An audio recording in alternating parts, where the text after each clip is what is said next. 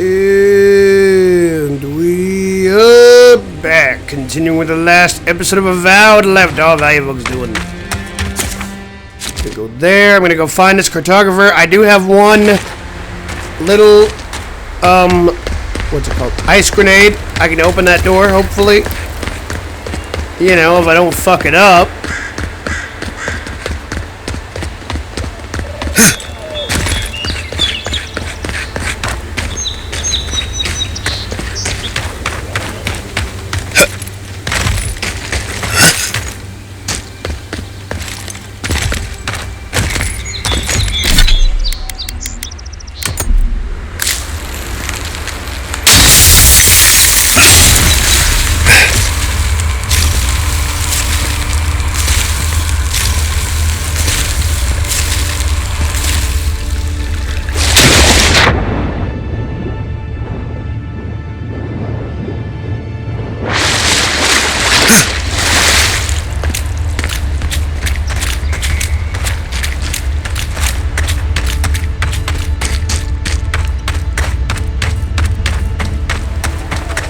What the fuck? Where's the cartographer? What the hell, man? It says he's in this area, but it doesn't say where.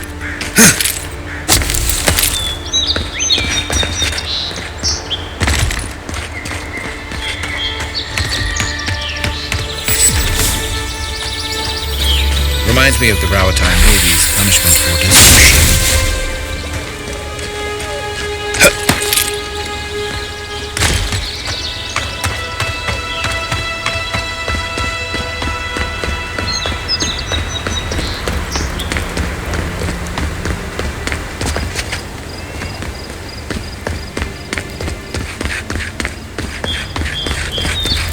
Gates open now.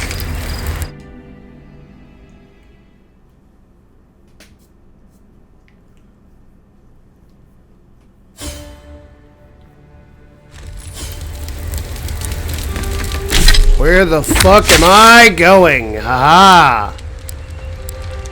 That's not what I wanted, damn it. Let me figure this out.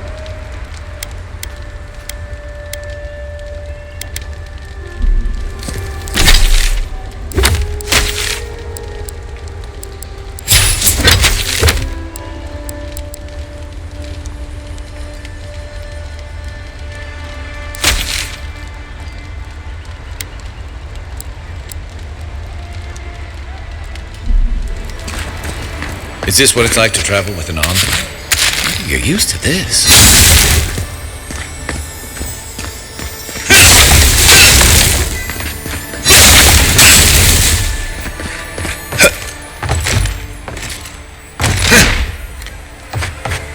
Murderers! How awful.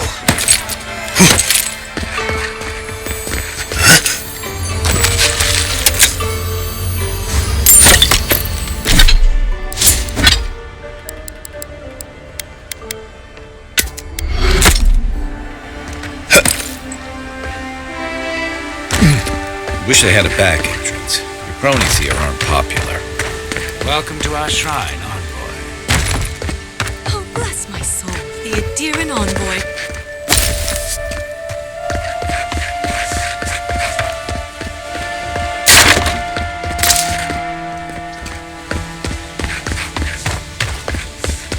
We're almost there. We got a lot of stuff to do in the city right now, so we're doing it one at a time and see what that Get around. see what that gets us. Curse my brother. Oh, scare. High Market. A haven of opulence. We should stop by Sansa's sometime. There's nothing like it, that's for sure. Welcome, welcome. I was hoping you would drop in. You're back. What have you found? I found that dude's map. I warned Kirmund about those Zaribs. It was Zaribs, wasn't it? On second thought, don't tell me. Please, keep searching. I'm sure the others will turn up soon.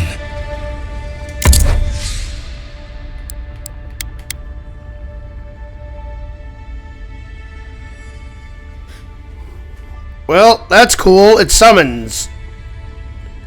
Yeah, for $5,800 better, summon a beetle to fight for you.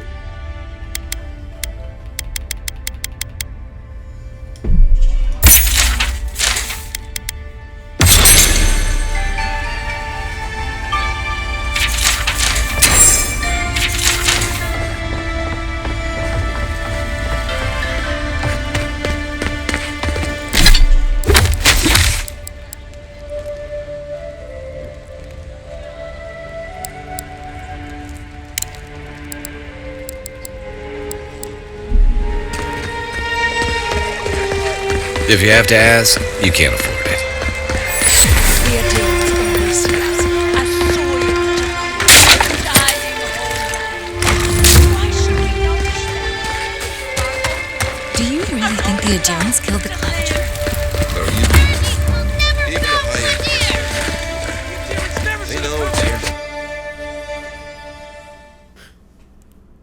Here we go.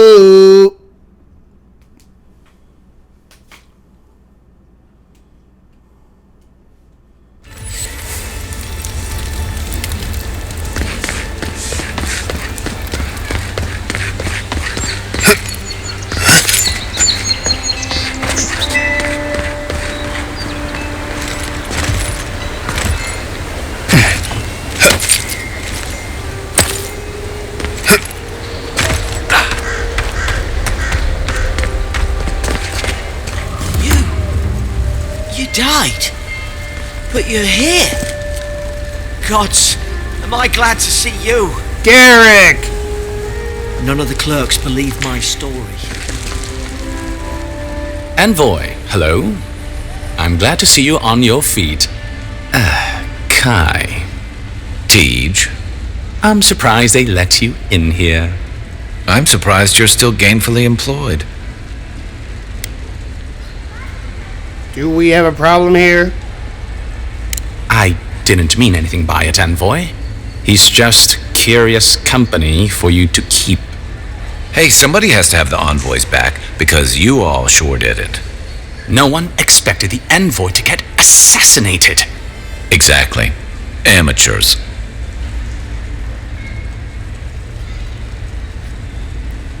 I think there's more to the story here. Well, Kai?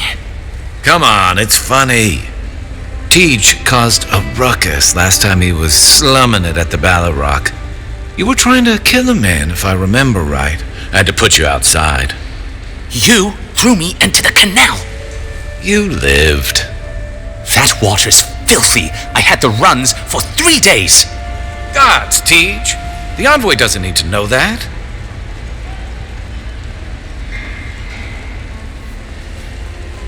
I'm no stranger to gut rot. Yeah, but now you'll never think of Tej the same way again, will you? And now he'll never think of you the same way either. Let's not make more of it than it was. I shouldn't have said anything. The fellow cheated me. I couldn't let that slide. Or he'd think we were all marks. It was over a dice game, right? Tej here has a gambling problem. Great. Let's air all my troubles. Is there anything else? The bartender sleeping with your girlfriend. You're lying. You sure about that? We'll talk about this later. I'm not breaking up with her for you. Just so we're clear. That's more than enough. Thank you. Was there anything I could help you with, Envoy? Come on, Teague, you're not going to set up the Kai. The 7-foot-tall Almawa with biceps the size of my head? No, I am not. Flatterer. You know I'm barely over 6.5. Naturally, sir. How can I help you?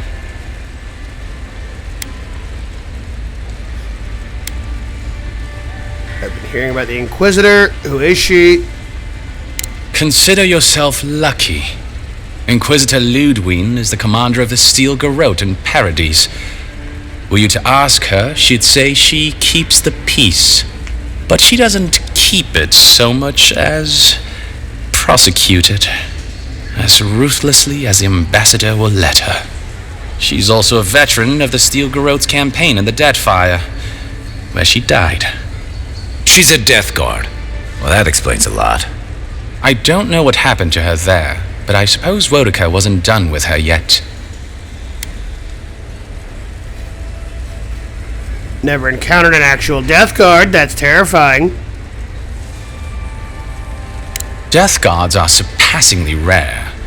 Some of the secretaries who traveled with our dignitaries in the Deadfire spoke of one named Iser, a devotee of Berith, who guards the hanging sepulchres there. But I've heard of no others except those I've read about in the histories, or, as you say, in stories.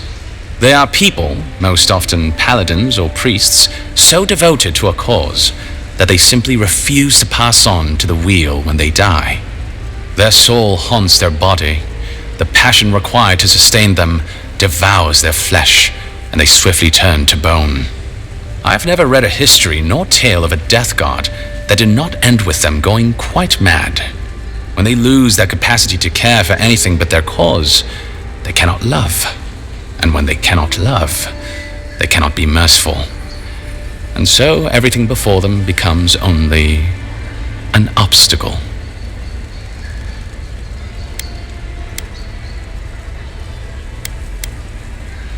Do you think so? I've always found her inflexibility comforting. Wodica's edicts are clear. If you obey her laws, pursue justice, punish the guilty, and give fealty to the Emperor, then you have pleased her, and I aim to please. But Wodica does not trust. She demands that you declare yourself for her again and again. Her every request is a test, and her every test is an opportunity to disappoint her. I appreciate a god who makes you work for their grace. I don't want anything given to me for free. What was she like before she was a Death Guard? I only met her once. She was a mid-level member of the Steel Garrote then, chasing oathbreakers who'd fled Adiran law. She'd come back to the Imperial Archives to borrow a map to a place called Oathbinder's Sanctum. I remember she was furious because the map was quite poor. She worried about finding the place, about properly executing her duty to her god. She wanted, I think, to do a good job. So, while clearly she has changed, in some sense, I'd say she's much the same. Of course. I trust whomever told you to consult a watcher also told you to avoid the one in the city. She is a liar and a thief. Oh, did you take your money? No. Anyway, watchers are individuals capable of perceiving souls. The soul may be in a living body, or it may simply be lingering, waiting to pass into the in-between. In either case, interacting with a soul allows a watcher to glimpse a person's past lives or their most deeply buried memories. Watchers are incredibly rare, and in Adir, highly controlled. Many people wish to know who they were in a previous life, and do not like what they learn.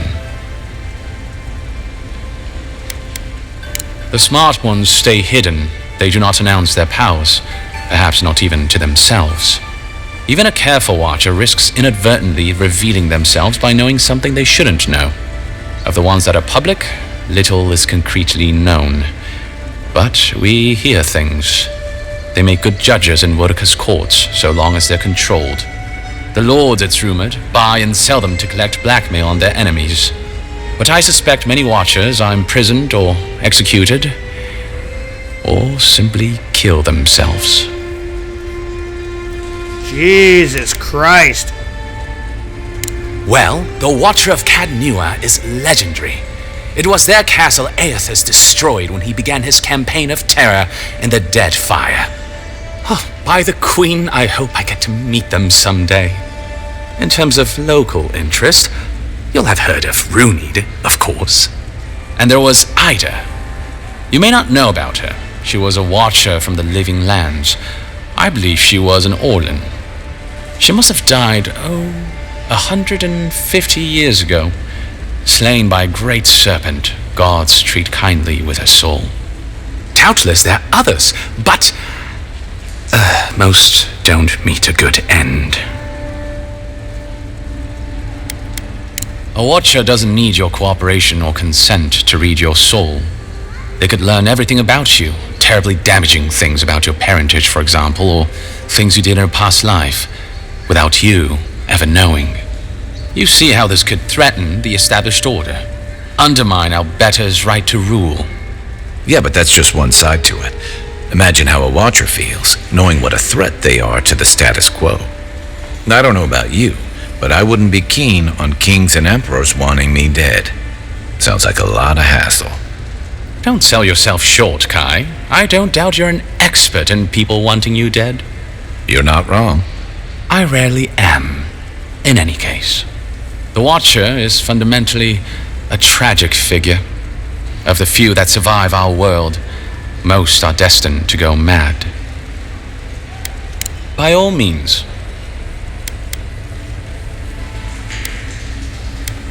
Well, you'll notice I'm nearly always here. If that man sleeps, I don't know about it. He wouldn't say, but I believe he relied on the Claviger far more than he lets on. And without the Claviger's steady hand at the rudder, the ambassador's struggling just to bail water from the sinking ship that is Paradise. Claviger Aemon might have tolerated a little more chaos than the ambassador liked, but he kept this place humming. He's not someone you can easily replace, and not with one man alone. It's a difficult job. The pressure sometimes gets the better of him. But if he loses his temper now and then, I can't blame him for it. Better him than me. Be serious. Most of us here didn't get sent to the frontier because we were anybody's favorite. The longer I'm here, the more likely the people who matter are to forget me. And I'd actually like to get back to High Crown someday. Get married, have a few kids, take the civil exams, and settle into a permanent clerkship. I guess there are worse ways to spend a life. Like rotting in this embassy. He doesn't know what to do with himself. You know, in our first days here, he'd often walk to the end of the docks at sunrise. The work was done, the embassy was closed, and he'd still be wearing the same clothes he'd slept in at his desk. And he'd just stare out over the sea. He always seemed dissatisfied back then. I suppose, years later, he still does. I'm an open book. There's a lot of ground to cover. Could you be more specific?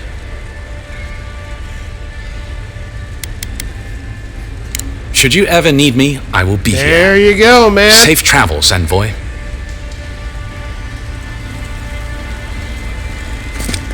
Envoy, is it really you? I can't believe you're alive. When they dragged you to Liviana's clinic, I assumed the worst. How do you feel?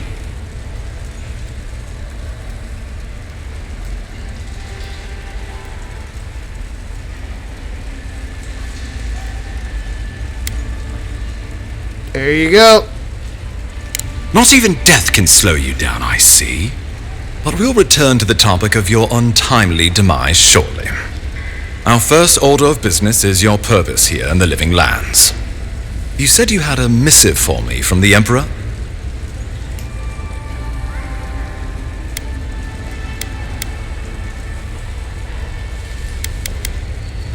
Very good. I'm eager to see what our Emperor intends. Now, His Majesty names you a loyal servant of the Adiran Empire, and an extension of the throne's authority. Thank goodness, at least someone understands the gravity of our situation.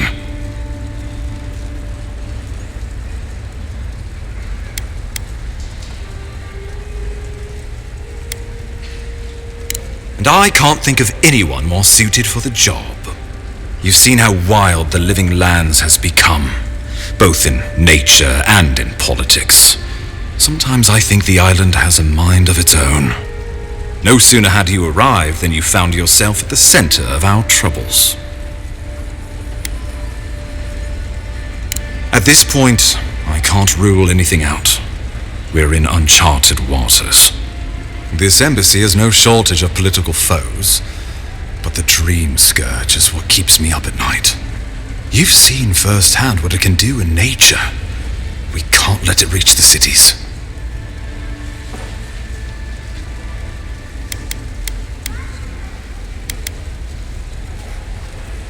Assuming it's not already here. Inquisitor Ludwig thinks the plague is a distraction. She's more concerned about these local rebels fighting against the Empire. At least rebels know the meaning of negotiation and compromise. But a plague kills indiscriminately. Though, even I must admit, the rebels have gone too far. They've sabotaged our work, killed our soldiers, and the final straw, attacked you out in the open. Why go after me? I just got here. All the more reason to strike first, or so the thinking goes.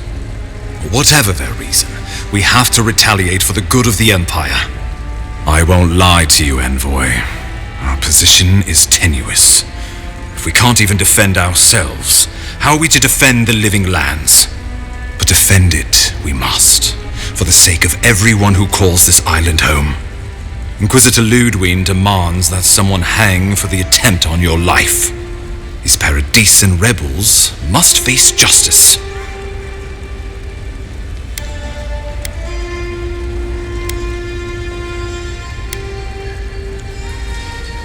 You sound like a Rauataian admiral. I have no taste for it, but our Inquisitor has other ideas. Ludwig goes where she likes, haunting the living lands like a vengeful spirit. She'll reappear when she chooses, and not a moment sooner. Let's make sure to give her some good news for a change. Not many get a chance to solve their own murder, you know. I know someone who could help. A dwarven tracker named Marius. Kith or beast, there's little he can't find. He's staying at the Grinning Ballarrock, not far from Liviana's infirmary. We just take the main road east to the market, then head down the stairs and cross the canal. Rough part of town, even by the standards of Paradise. Marius is from the Tusks, about the harshest and remotest place the gods ever created, even by the standards of the living lands. Trickery, lies. The gods did not build this place. Let's just say no one survives out there without picking up a few skills, the kind we'll need if we're going to find hidden assassins. Especially if they're from the streets of Paradise. I suggest you recruit as many allies as you can, but choose carefully. They, like you, will represent the Empire. But before we can send you off to parts unknown, we need assurances from the local healer that you're fully recovered. After all, you survived a brush with death. The health of your body is one thing. The health of your soul is another. She suggested I visit a watcher. An unusual course of treatment, but who am I to argue? Remember, the assassin is out there. You have the element of surprise. I suggest you use it. We'll talk more of the Dream Scourge when you return. Until then, Envoy. How about we start with Marius at the Grinning Ballarrock? Besides, I could use a drink after all this. I can't tell you how grateful...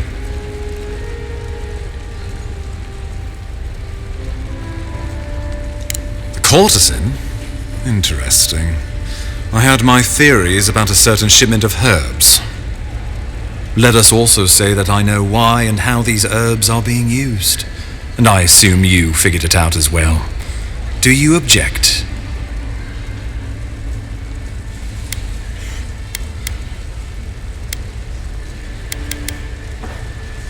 I suppose not, just thought you should be aware. Noted. Well, thank you for your diligence, Envoy. Better to know these things and bide our time. Envoy.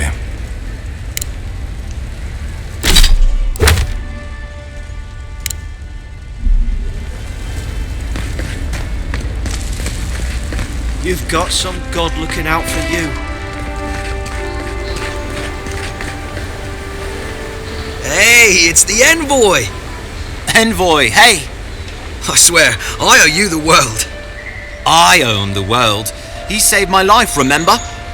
Yeah, you only told me about 100 times. Hey, where's Yeda? Is everyone else on their way? They're dead. No. Oh, God. Does he mean... They didn't make it, Ulfric. I'm sorry. But you saved Cadman. You couldn't save them? Or you didn't try? What happened? The Oracle ripped their souls from their bodies and put them in a statue.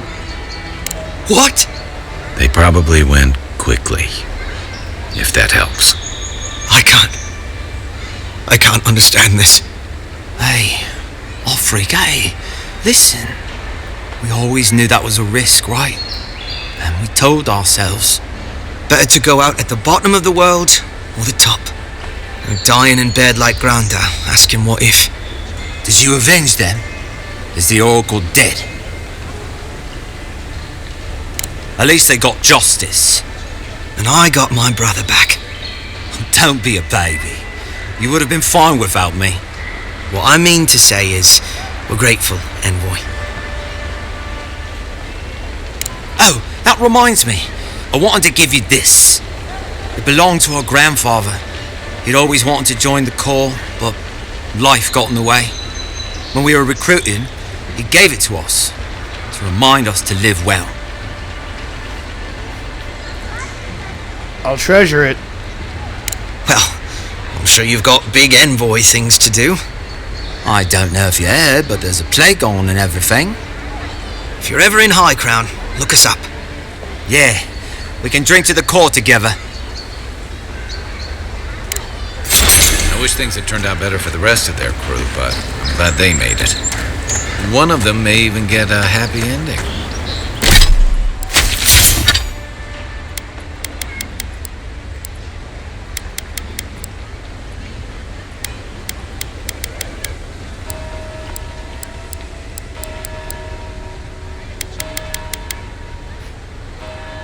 Okay.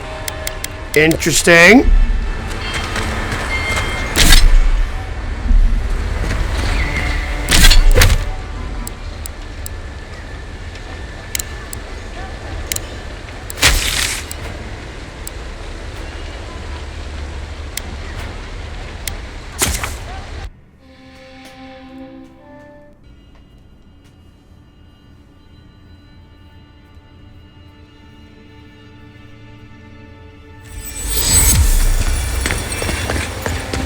Well, let's see if I can't find this, this thing, man. Let's see if I can... Oh, wait, I'm an idiot. I could've just gone there. It's right fucking there, man. I could've just gone there. God damn it.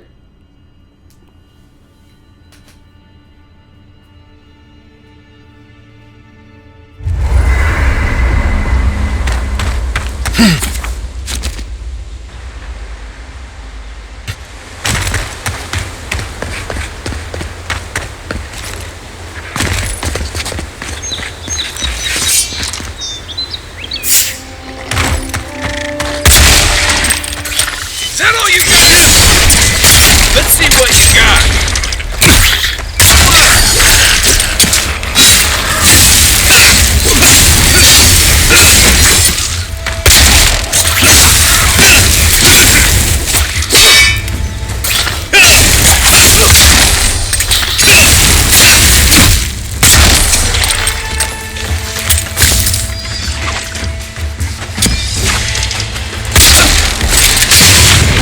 Behind you.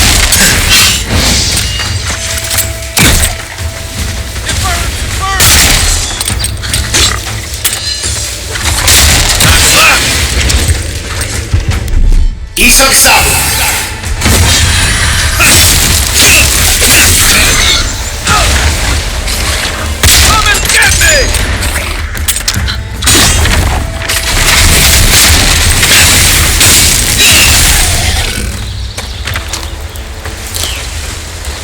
just getting warmed up.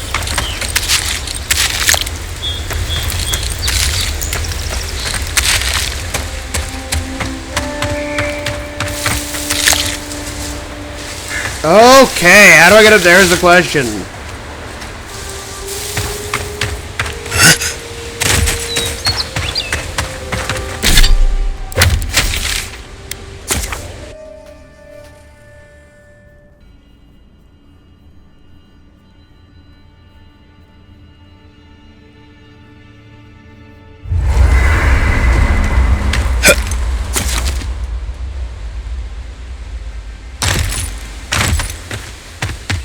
Let's see if we can't finish this quest and then end the episode here.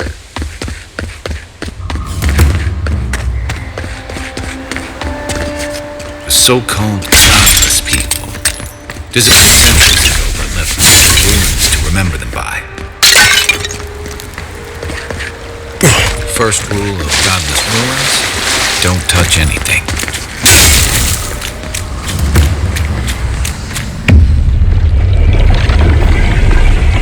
We have been here before. Does the new earth settle beneath your feet?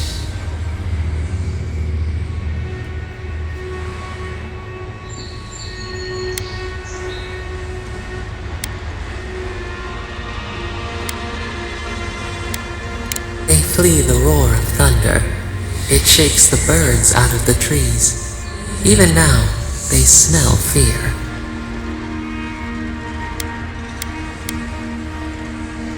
Now our memory is a wound, reopened.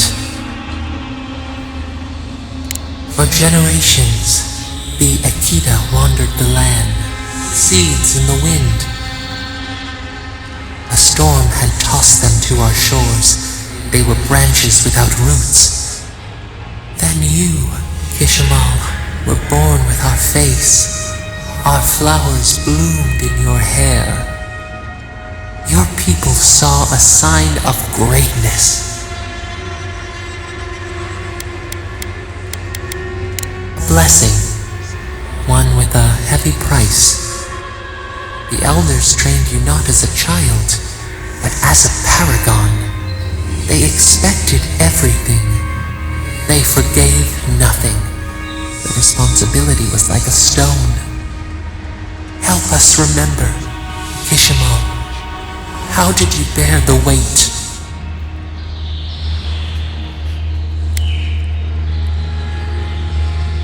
Okay, number one. You faced your work with dignity. You had no other choice. While you feared failure, they rewarded you for your diligence. When you came of age, turmoil stirred. Lightning split the bark. Some tired of their exile. They wanted to return to their ancestral lands.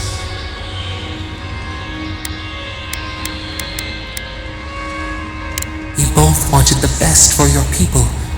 How could you reconcile? A bud opened. A comet streaked across the sky. You had a vision. You dreamed of a city where the sea swept into the wood, a place to flourish, to gather, more than a settlement, a home. What did you envision in your fitful sleep, Kishimal?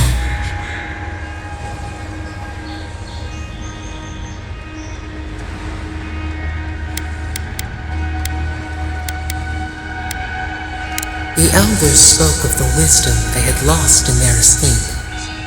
You would record your traditions now. The old ways would be safe. So the carpenters and masons set out, but we resisted them. What was a wall to a trailing vine? An arch to a mighty oak?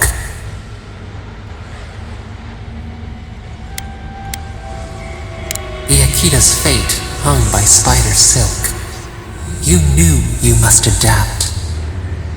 Months became years, and the people stood in awe of what they built. It eclipsed the lands of their ancestors.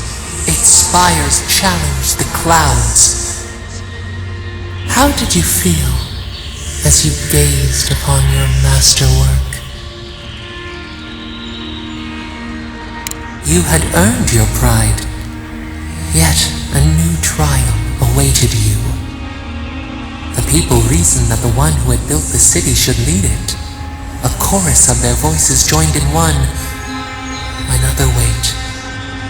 Some claimed that this was the destiny your birth foretold. Tell us, Ishmael, how did you lead?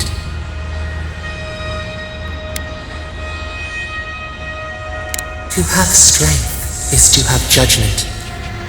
We should like that to be our way. In time, others admired your impartiality. You were what they hoped for. A beacon on the cliffs, a guiding hand. So your reign passed, a year into an age. The seas rose and fell until one day, nothing. Silence. We see ash, devastation, a lifetime reduced to dust. We can remember no more, no matter how far we reach back.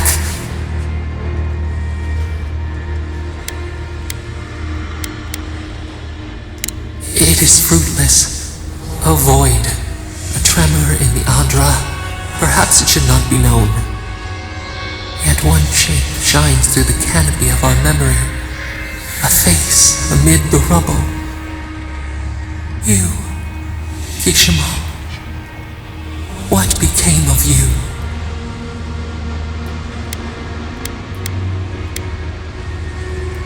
They wept with joy as they extracted you. A long night lay before them, but the leader they loved remained. As the earth settled, we felt their hope in the darkness, and we learned. We twine together. We reach for the sky. We grow. We grow. We grow.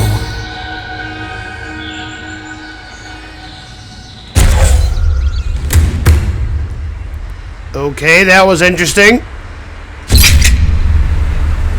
Hey, back with us?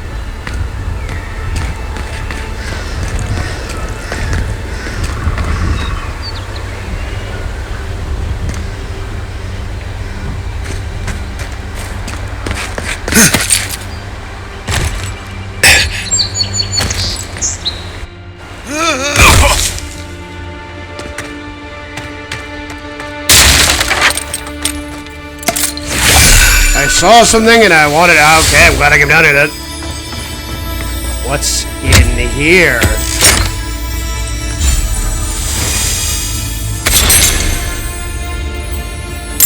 Well, that was one of the treasure map things, so hell yeah, man. Hell yeah.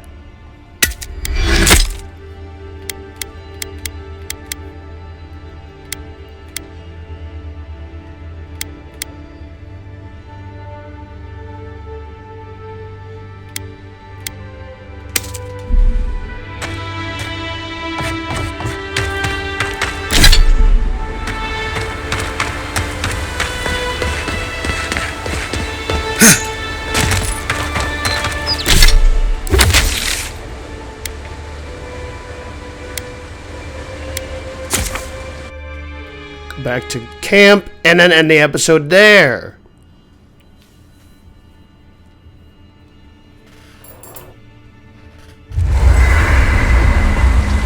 Might as well check what I can do since I am here.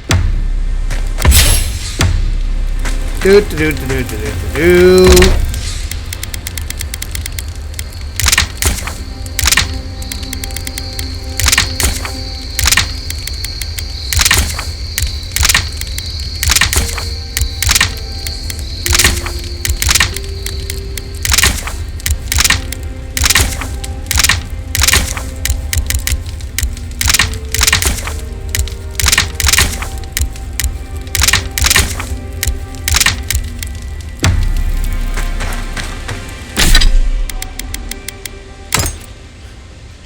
Well, it's a nice start.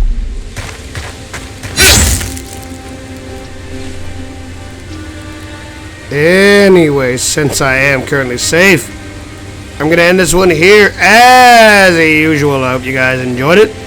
Thanks for watching. That memory was weird, but maybe we'll learn some more. And hopefully I'll catch you guys in the next episode. Goodbye, everybody. See you later.